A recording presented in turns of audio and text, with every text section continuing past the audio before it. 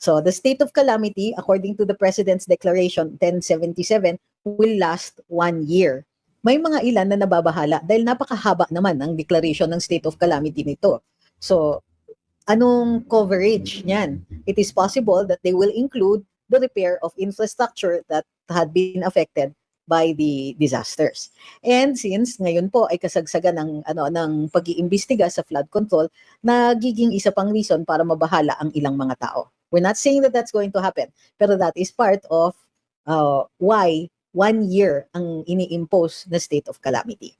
Sabi ni Pretty Ironic, honestly po, didn't feel good about the 1 year state of calamity. Ang pakiramdam ko, mas magiging madali lang para sa kanila, mangolekta na naman ng pera for themselves. Naiintindihan ko, and yes, bahagi yon yung ating mga pangamba tungkol dito sa paggagamit ng pera ng bayan ay hindi naman po humuhupa dahil wala naman tayong nakikita na ginagawa ang administrasyon ngayon para mapalagay ang ating loob. So tama po kayo, bakit 1 year? At lalong-lalo na, ang declaration ng isang state of calamity is primarily financial in nature. Tingnan niyo yung mga binibigay. May allocation na bago, pwedeng magpapasa immediately ng bagong batas sa Kongreso para maglaan ng pondo para dito sa rehabilitation at sa siguro sa relief efforts. Bukod pa dyan, dahil po kasi dun sa NDRRMC na batas, dapat may percentage na nakalaan. But na-discover natin during the Duterte administration na hindi parating enough yung amount na yun. Kasi may nilalaan na amount, percentage yan for every locality.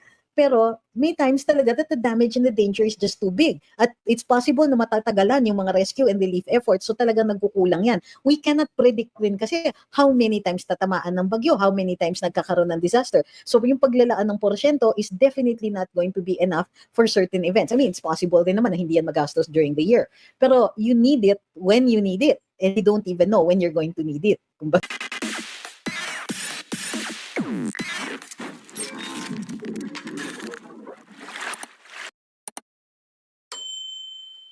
Pag-usapan natin, nag-issue ng direktiba ang DILG bago po dumating ang bagyo about 2 days before na in-order ang local executives na manatili sa kanilang mga pwesto pag hinahagupit na ng bagyo ang kanilang mga lugar.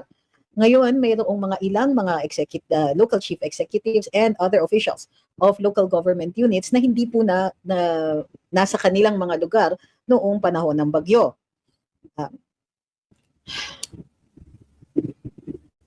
Kung kaya't yung probe ay in order. Gayunpaman, sabi ni Palace Press Officer Claire Castro, i-determine muna ng gobyerno kung may yung mga foreign trips, lalo na kung foreign trips, ay naka-apekto sa disaster response disaster response efforts sa kanilang mga lugar. Now, bakit mahalaga itong punteriya na ito? Ito ay dahil, pag tinignan ninyo, nung panahon ng bagyo, ang daming naghahanap kay Vice President Inday Sara. Nasan daw si VP? Nasan si VP? Offshoot po ito ng isang pangyayari nung panahon ni Presidente Duterte nung siya po ay Pangulo ng Pilipinas. Ang Vice President ay si Leni Robredo. One of the first tests of her statesmanship, kumbaga, ay during the time na hinagupit ng bagyo ang Bicol when she went to the United States. At hindi po siya bumalik in time para makatulong sa relief efforts. In order to cover up, naalala ko po ito ang kanyang opisina ay nag-umpisa ng mag-pack or repack ng mga relief goods about 1 or 2 days after pumutok yung issue. Accompanied by that issue ay yung mga pictures ni then VP Leni Robredo in the United States. And of course, there were other speculations, other chismis that were exchanged during that time.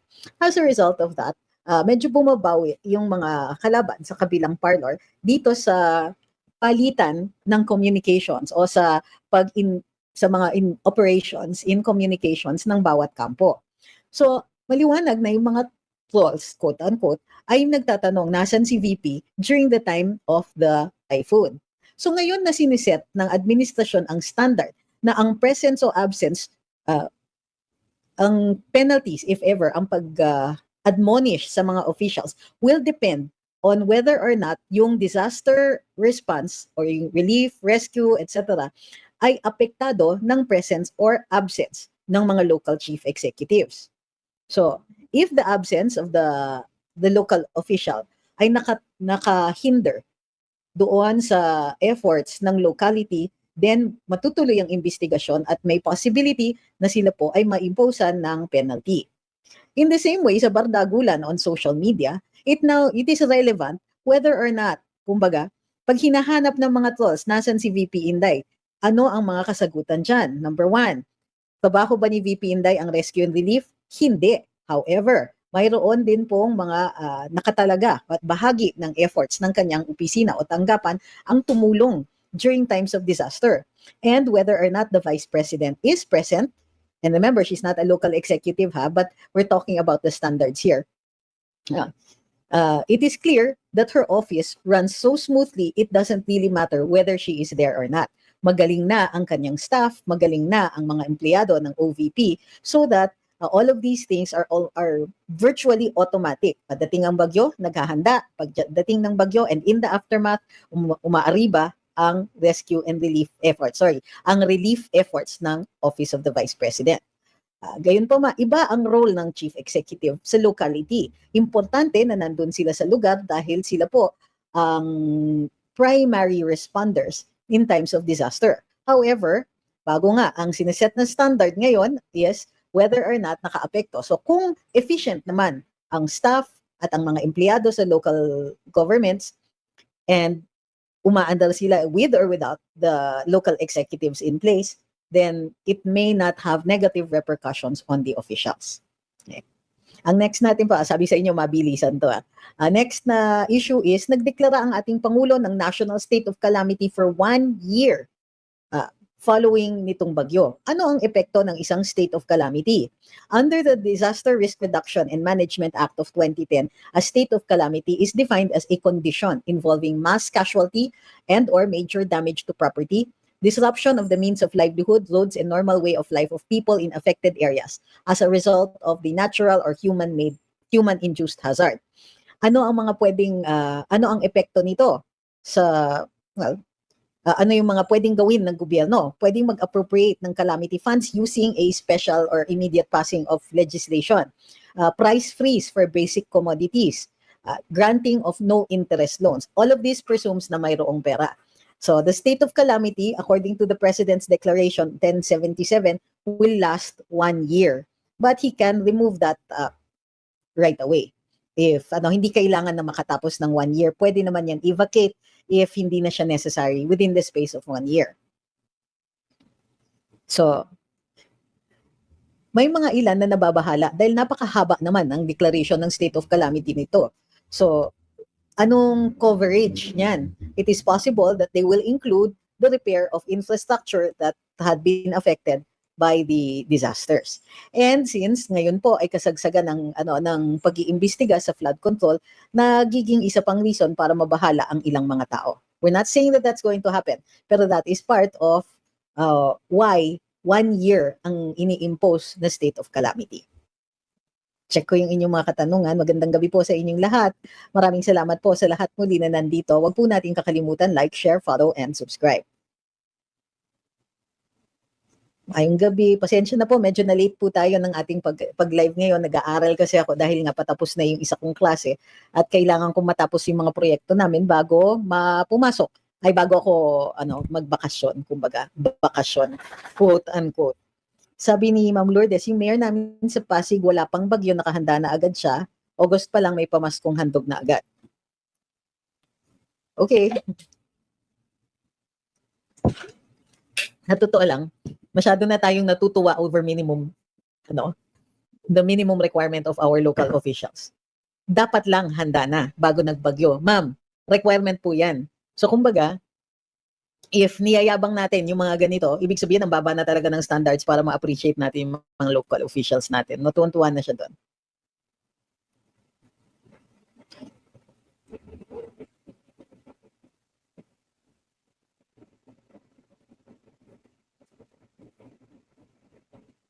Kaya pala wala kayo doon sa spokes. Ang pangalan po ng programa is The Spokes. Hindi na po ako everyday, we're checking yung mga team ups and etc. So si Kong Mike kanina ang co-host ni Attorney La Sherda. So yun po yun. Hindi talaga na kami everyday as more hosts come in. Sabi ni Pretty Ironic, honestly po, didn't feel good about the 1 year state of calamity. Ang pakiramdam ko, mas magiging madali lang para sa kanila, mangolekta na naman ng pera for themselves. Naiintindihan ko, and yes, bahagi yon yung ating mga pangamba tungkol dito sa paggagamit ng pera ng bayan ay hindi naman po humuhupa dahil wala naman tayong nakikita na ginagawa ang administrasyon ngayon para mapalagay ang ating loob. So tama po kayo, bakit 1 year?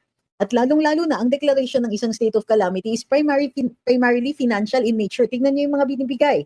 May allocation na bago, pwedeng magpapasa immediately ng bagong batas sa Kongreso para maglaan ng pondo para dito sa rehabilitation at sa siguro sa relief efforts. Bukod pa dyan, dahil po kasi dun sa NDRRMC na batas, dapat may percentage na nakalaan. But na-discover natin during the Duterte administration na hindi parating enough yung amount na yun. Kasi may nilalaan na amount, percentage yan for every locality.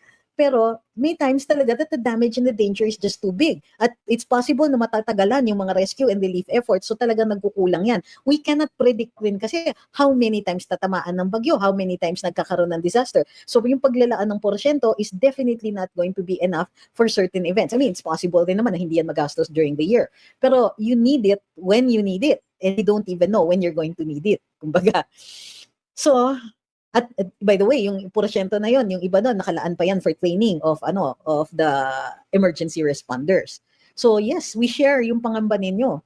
So ano pa ba? So tatlo yan, 'di ba? Paglalaan ng pera, loans, yung maaaring magbigay ng no interest loans, tapos price freeze for basic necessities.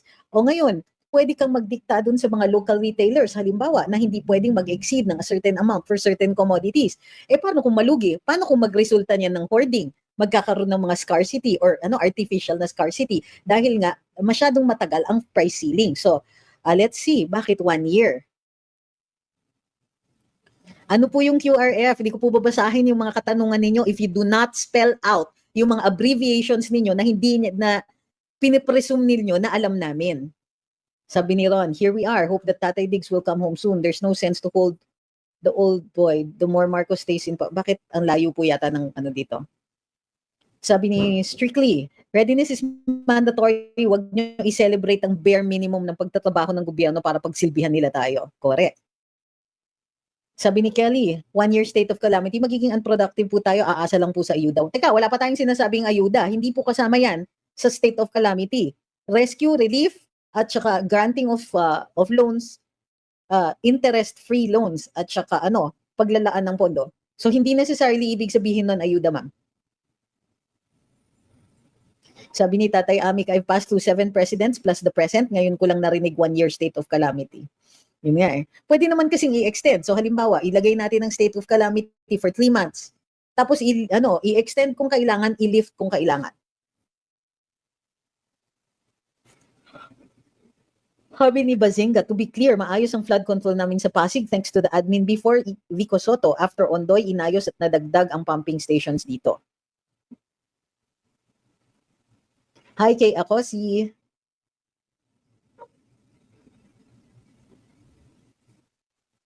Sabi ni Giovanni, may mga boulders na nagkalat after bagyong Tino.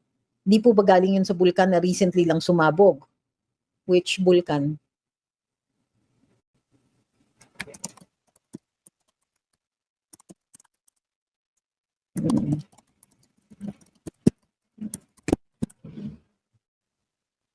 Taal, October 26. Boulders? Parang wala namang reported boulders na na spew out ang Taal. And take note ha, Taal volcano is the big one. The small volcano in the middle of Taal Lake is not named. Sabi ni Solay, please wag po kayong makontento sa mga level na ginagawa ng mga LGU natin na basic naman na dapat ginagawa na nila before may sakuna. Required po yan. Please lang ha. Sabi ni Tay, 888, maayong gabi, the length of the state of SOE? Ano yung SOE? State of calamity will be prone to abuse by the usual suspects, and this time, with the full backing of the administration, it's another way of spending with impunity. Sabi ni Eric, price freeze artificially curbed ang inflation para pagandahin ng inflation figures. Oo, and by the way, yung declaration ng state of calamity is national, meaning all over the country. Sabi ni RM, wala talagang ginagawa ang presidente. Ang bigas sobrang mahal na naman. Makabili ka man ng mura, halos di makain. At ino-offer yung 20 pesos na bigas doon sa mga biktima ng calamities.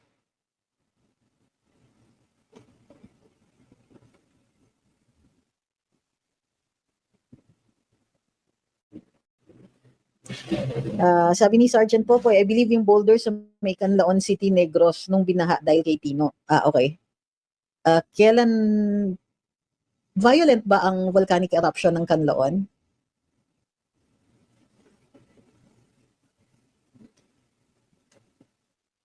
Sabi ni Tay Amik, I can recall when I was a town councilor, the LGU used the calamity fund for corruption. Madali kasi i-liquidate. Tad says, missed you. Grabe po yung pinsala sa amin. Dapat grabe yung pera mo sa SSS. Pag nag-loan ka, may interest pa. Dapat hindi po pwede yan dahil pera natin yan. Dapat ibigay nila ng no interest. Sorry po, kasi kailangan po. Kaya the reason sinacharge siya ng interest, it's also a way para maka-raise ng pera yung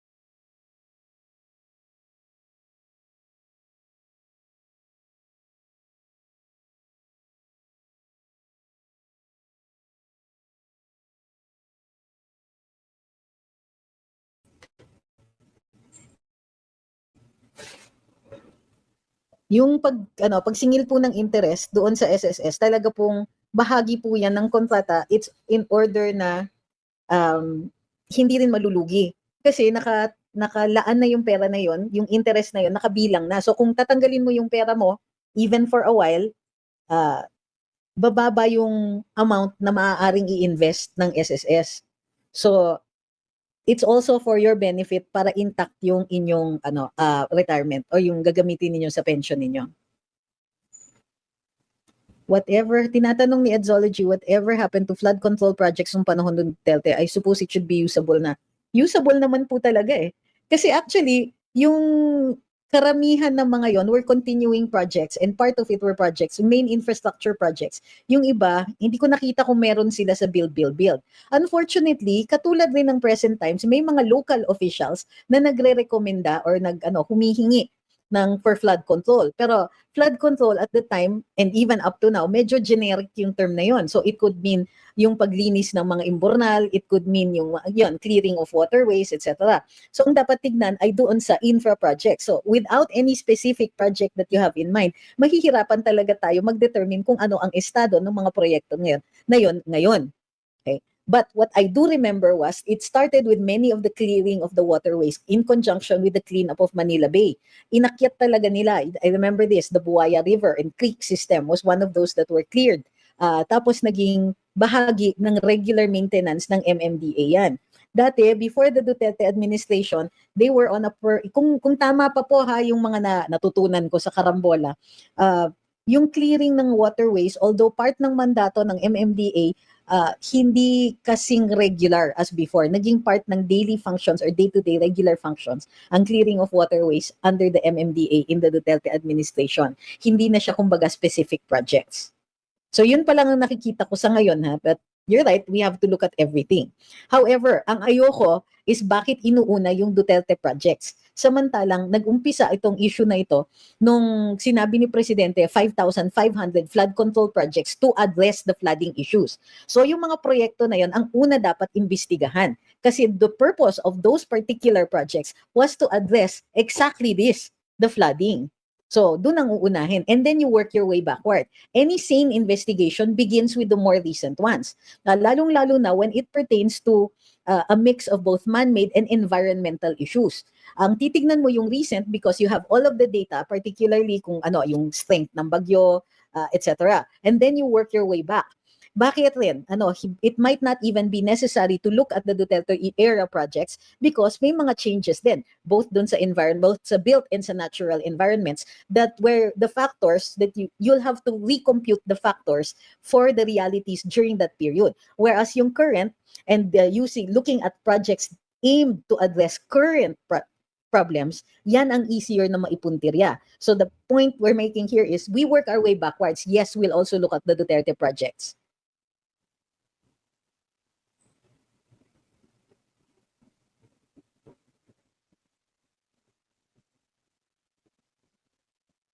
Sabi ni The Great Explorer, nung Odette dito sa Cebu, partial and totally damaged, 50K ang natanggap ng mga tao dito.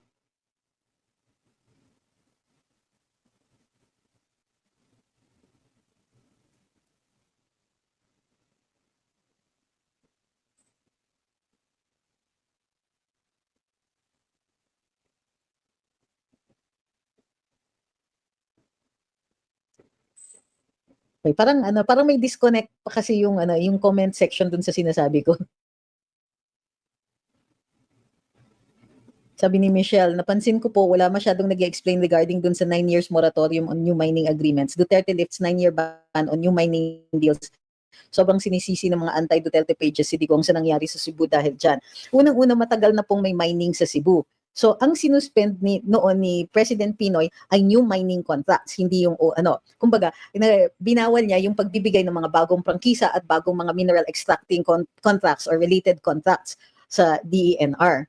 So, hindi ko gets kung ano pang sinisisi nila kay Presidente Duterte. But one of the reasons kung bakit nilift yan was first, marami kasing sinuspindi si Secretary Gina Lopez ng mga mining companies. So nagkaroon talaga ng bumagsak talaga ang revenue generating natin because nag-export rin tayo, di ba?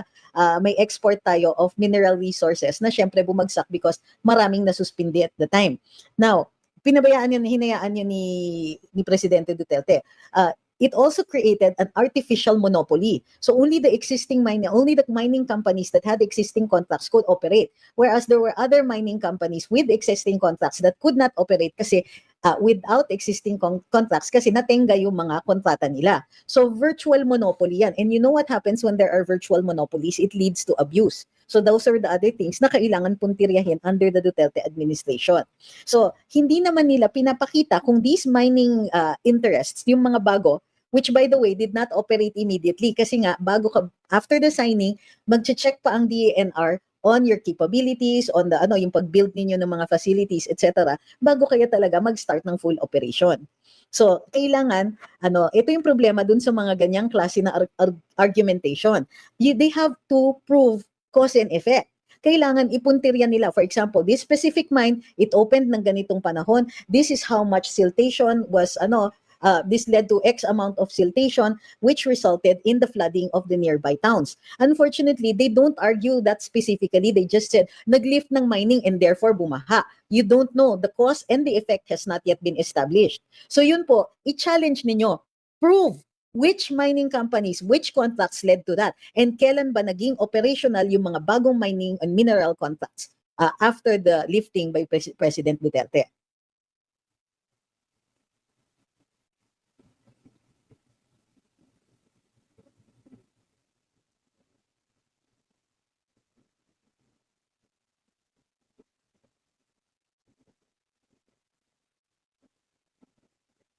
Sabi ni Ma'am Maria, 1 year para 1 year din na madulas ang labas ng pera. Sus, ang karma na nag-iintay sa mga to will be huge, tipong generational karma. Yeah.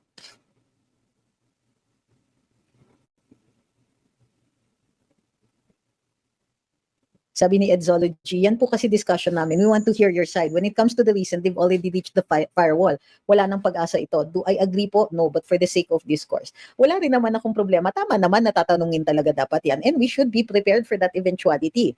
Kaso, yun na nga i-establish din natin kung ano yung environmental factors during that period kasi hindi consistent yan. Amount of rainfall, etc. has to be computed, amount of deforestation, amount of, and what particularly were those projects that they say led to this flooding. Again, cause and effect yan. If we're going to have discourse that is civil, then at least present evidence. Hindi yung you taint the person with a huge brush, but without any evidence, because that's not evidence. O ano na nangyari sa Duterte flood control projects? And then suddenly, the argument is only on political leanings without any production of evidence which will form the basis of the discourse. Pero tama, dapat naman lahat. Wala naman dapat tayong sinasanto. Kasi halimbawa, kahit nung panahon ni Presidente Duterte, we were very critical about certain cabinet officials and and even undersecretaries and assistant secretaries. Tingnan niyo yung ginawa sa DBM ng ilang mga opisyales doon.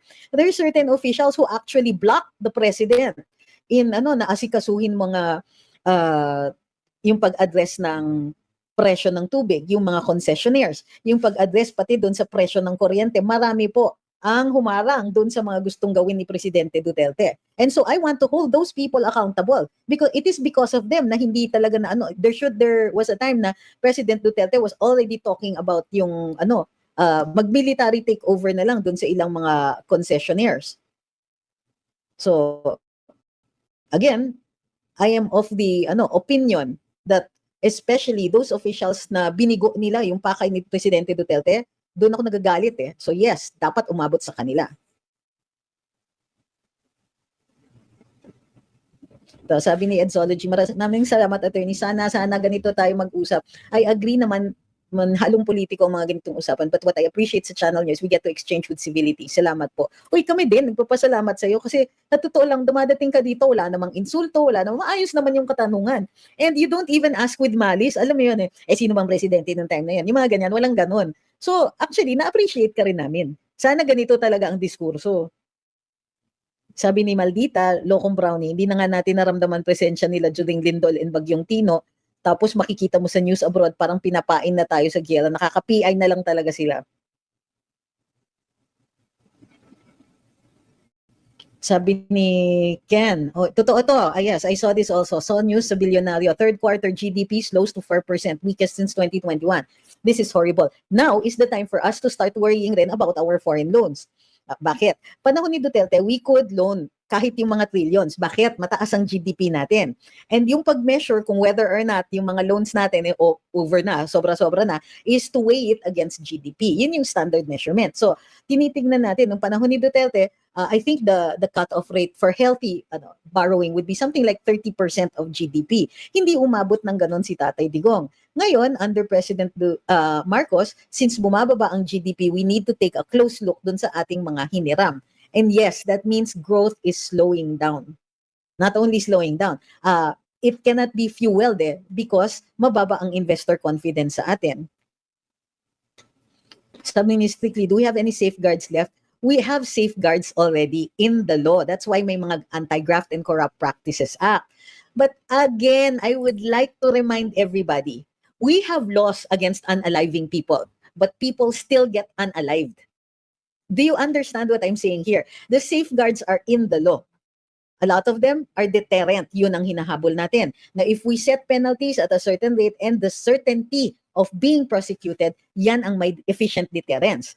The failure to deter officials from stealing is because of our spotty record for holding them accountable. It's not the law. In fact, ang dami-dami nating batas, ang daming safeguards. What we fail in is in prosecuting them. Ang daming nagsasabi, hindi, sige, hayaan nyo na.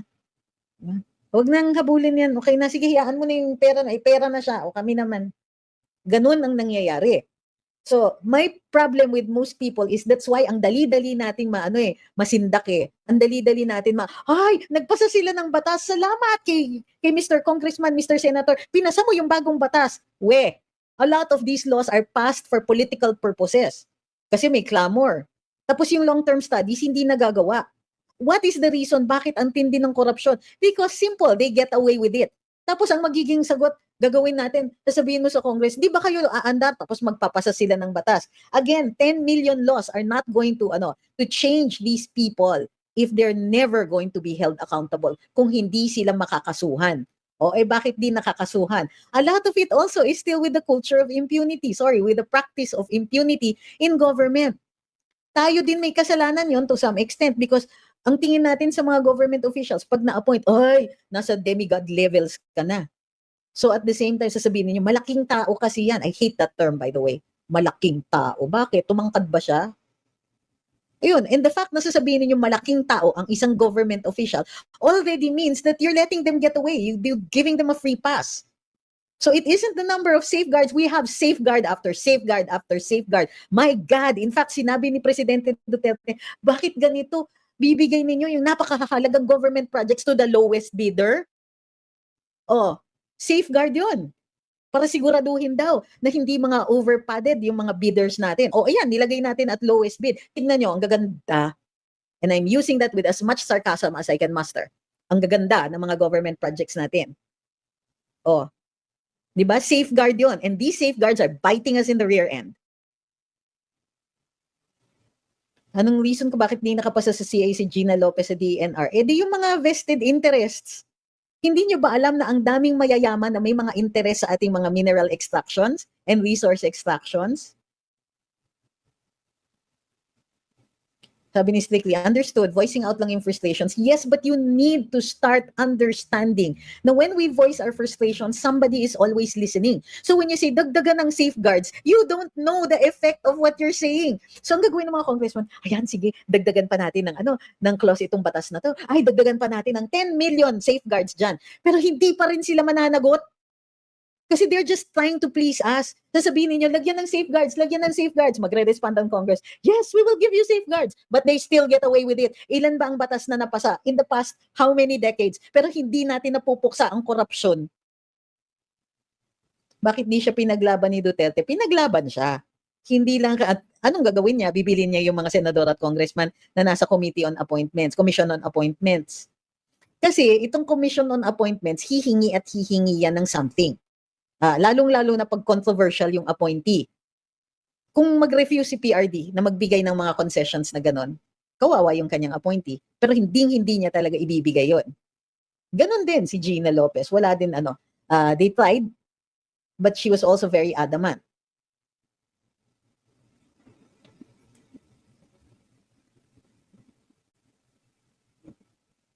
Sabi ni Levi, isa po sinisisi ng mga Duterte haters na bakit daw di pinaglaban ni PRD si Gina Lopez. Sino may sabing hindi? Hindi lang niya kayang ibayad yung mga hinihingi. Kasi ano yan when President Duterte, remember the early years, the first 3 years of the Duterte administration, may kakampi ba siya sa Kongreso? Kalahati ng Commission on Appointments, Kongreso yan. More than half actually. Kongreso yan. May kakampi siya doon? Ang simple kasi ng narrative ninyo, hindi nyo pinaglaban. Sino may sabi? Alam niyo ba na si Ma'am Gina Lopez, nag-intay lang siya sa Davao. She joined the pila and she waited something like 2 days. Pagdating niya, hiningi niya talaga Secretary of the Environment. Walang kaabog-abog si PRD, binigay niya.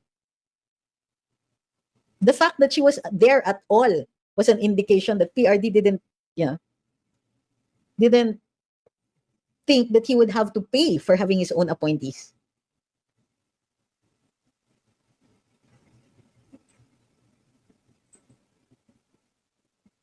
Si Matu, hindi Kamatu, ang naging kapalit.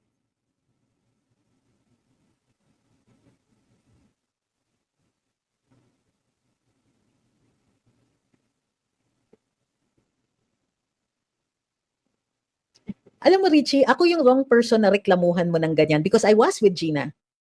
In fact, I have a video of her thanking me after hindi siya nakapasa ng Commission on Appointments. So bakit ang aggressive mo?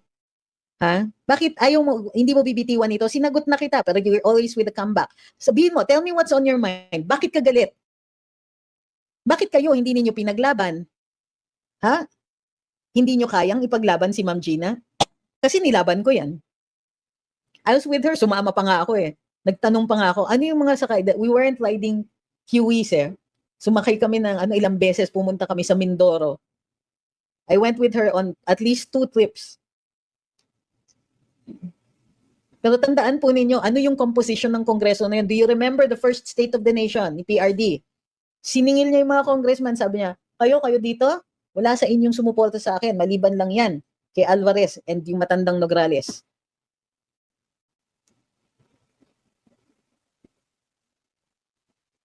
Yun, sabi ni Isaac. In fact, ni-reappoint ni PRD si Gina after first deferment. Totoo yan.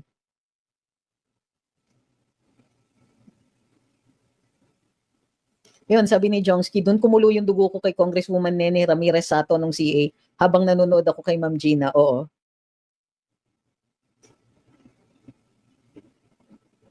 Totoo, I agree. Grabe dumaan talaga siya sa butas ng karayom nan.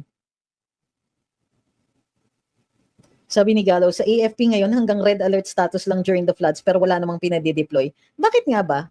Pero ang ano ba to? Yung, di ba there's an office designated for that in the military?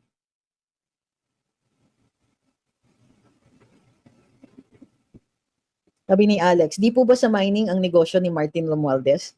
Meron siyang mining. But if you're going to talk about mining interests, meron din si former President Gloria Arroyo, or through her husband.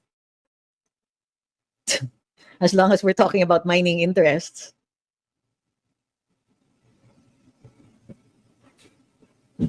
Sabi ni Daxi, si Procopio nakabangga ni Ma'am Gina.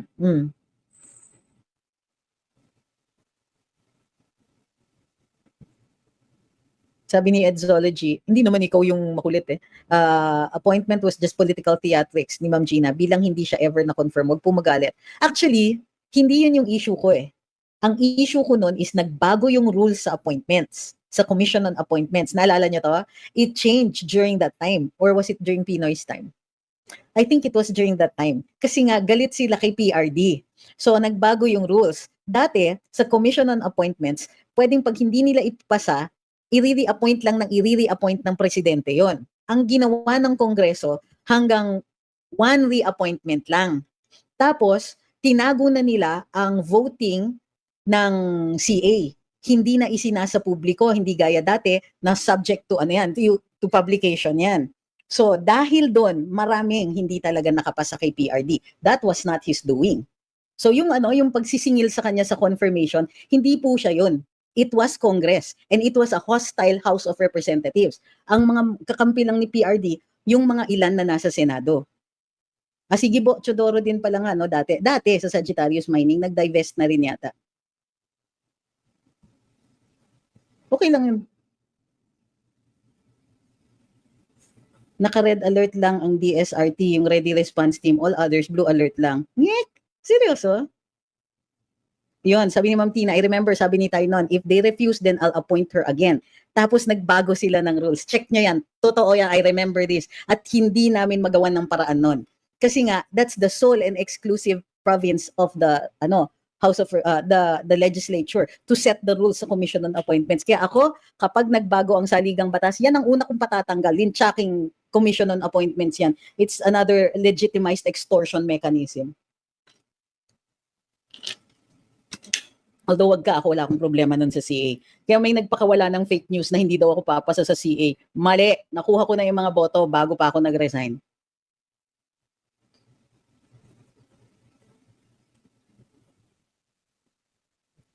Ay, ang cute naman, sabi niya, there's 5 of us watching at the moment. We're all blue, yellows, and pinks. We are discussing po while you're projected on our TV. Naku! Mabuhay po kayo! And thank you actually for being here. Para naririnig nyo din kami. At kahit paano nagkakarinigan tayo, di ba? Ayun, si Mike Defensor din daw, may mining interests. Pero wala kasi siyang kinalaman with at the time. Sabi ni Paolo, first year ni PRD sa, yung RARN niya, majority ng Congress Dilawan.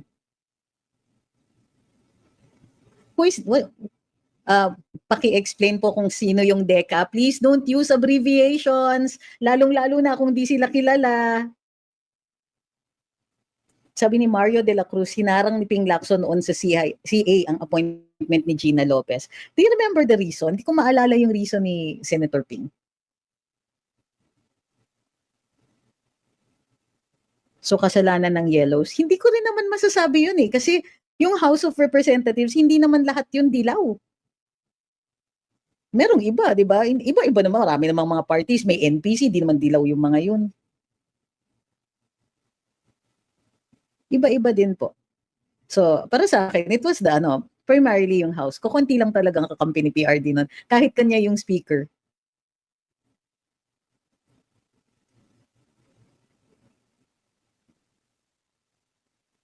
Sabi ni Naruto, bakit kaya hanggang ngayon wala pa rin ginagawang pagtulong yung mga sundalong Amerikano, gayong lalo pang dumadami ang mga kampo nila sa bansa? Thoughts mo po? Bakit hanggang ngayon? Araw-araw niyo ako tinatanong yan and it is tiresome. It's simple. They had no intention to begin with. Siningit lang yung provision na yon para pumirma tayo. Diyos ko, I mean really, no-brainer yan. Diba? Kailan last tumulong ang mga nasa EDCA? Yolanda. If I'm not mistaken, ha? Hindi po ako agree dito sa ni Boy Ramos Sr. Abolish party list of Congress ay must representative with the district. Hindi ako naniniwala dyan. Because there are interests talaga which we will never be able to convince district representatives of. I am for full representation of as many interests as possible. The only reason galit kayo is dahil ginagamit ng mga how do you call this? Ng mga pula yung party list system, and they have become very, very good at it. Possibly also you don't like the party list representatives, pero huwag niyong kakalimutan, si Marcoleta party list yun. Di ba? Hindi, that's again, cause and effect. Sabihin nyo kung bakit may issue tayo doon. Bakit? Napakagagaling ba ng mga district representatives ngayon? Si Martin Romualdez is a district representative. It doesn't make him any less of an a-hole. Di ba?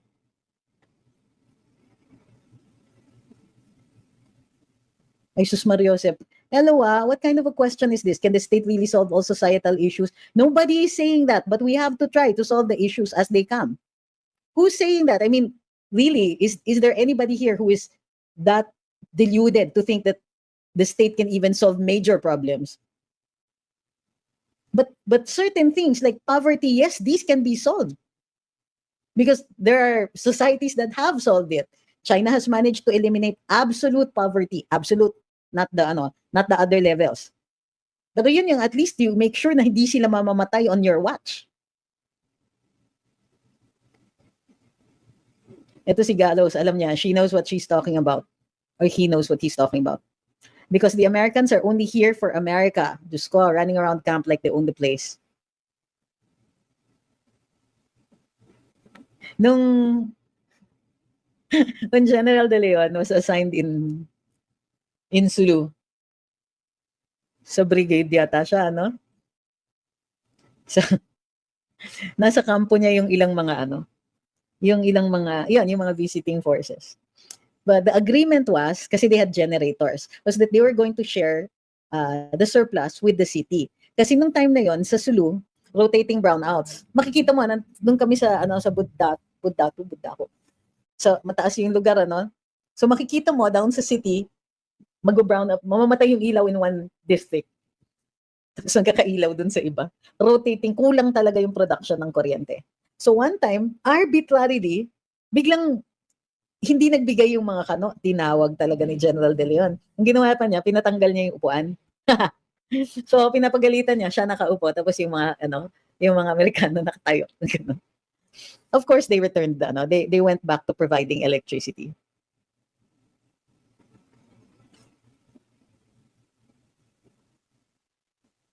Sabi ni Daturon, sabi daw ni Attorney Claire na gamit ang EDCA sa Bagyo. Ano daw ang ginawa? At saan? Were there any specifics? Ayan, sinasabi ni Bryke, I'm not against party list. Gusto lang niya mawala yung ACT teachers. Alam niyo, makakapasa naman tayo ng batas na ililimit natin na yung kung mayroon kayong mga kaso o may mga miyembro kayo na na designated terrorists ng Anti-Terrorism Council, hindi na kayo makakapasa sa COMELEC. Sabi ni Gallows, it isn't the state's job to solve all our problems. It's their job to provide us with the opportunities for growth and sustained survival. Well said. Pulang Rosa says, good morning. Nakakahinayang po talaga na hindi tulad ni PRD ang sumunod sa kanya. Si PRD, first day pa lang niya noon, sa pagkapangulo, sabak agad sa trabaho. Actually, hindi pa siya napoproclaim, umikot na siya. Wala man lang celebration party sa kanyang pagkapanalo, walang sinayang na oras sa time ni Tatay D. Kakahinayang at nakakasad na andun siya, nag-iisa after tayo pinagsilbihan. Bring PRD home.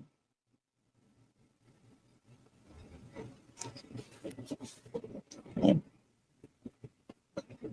So, di ba may kwento nga, si PRD, after he won the presidency, umikot siya dito sa Metro Manila. Kamutot. Sa kasamaang palad, napadaan nga siya sa DFA. Alo, nakita niya yung mga taong nakahiga sa labas, nakapila, waiting for an appointment sa passports. Inintay niya talaga magbukas ang DFA, pasok siya. Sermon kagad. Di ba kayo naaawa? Remember this kwento? So, inulit-ulit niya yan eh. Kasi tinanong ko din, one time, the very first time, secretary pa ako noon, tapos magkatabi kami dun sa House of Hope. Tinanong ko siya, sir, totoo ba yun? Yung kwento na umikot ka, nakamotor ka sa Metro Manila after you won but were not yet proclaimed. Oo daw. Sabi ko, kinatok mo ba talaga si Erap? Tapos tumawa siya. Ayaw niya kasi mapahiya.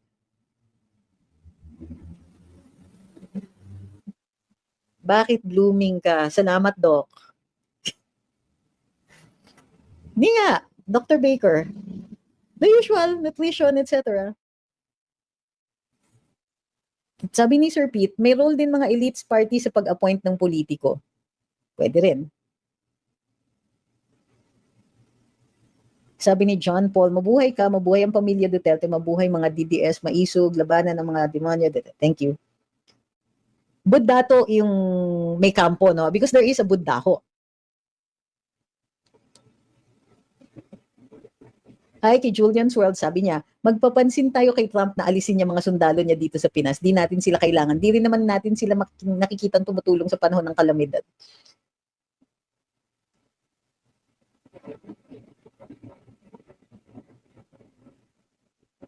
Baba Ganush says, may sarap yan.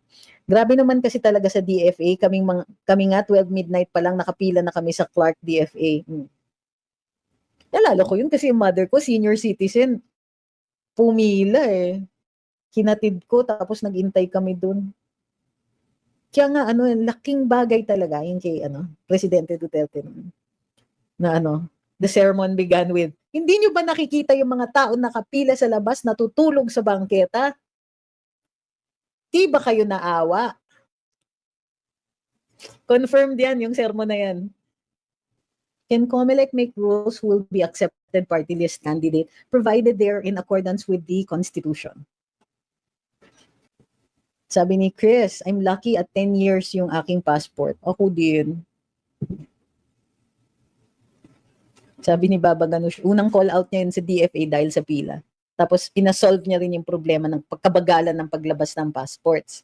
And found a whole can of worms.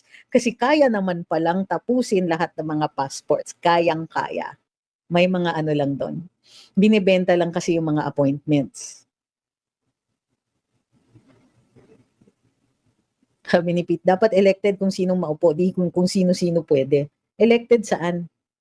Sa executive positions, pinagsasabi ninyo dyan? Or are you talking about party list? Bakit? Ang party list elected din naman. Sabihin niyo sa akin, what is the issue with party list that cannot be solved by the creation of a law? Kasi naiirita rin ako sa inyo, paulit-ulit kayo, but you don't really do anything because nothing can be done for so long as that's in the Constitution. So don't even bother trying to amend the law. Gusto ninyo kasi na-stuck kayo dun sa abolished party list that you're incapable of thinking how to make the system better. Umayos kayo.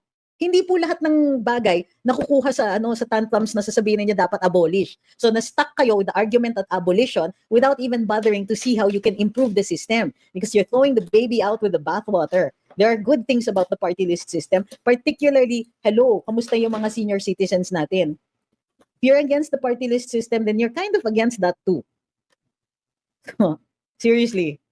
If it weren't for the fact that there were party lists who fought for for these senior citizen laws, paano tayo ngayon?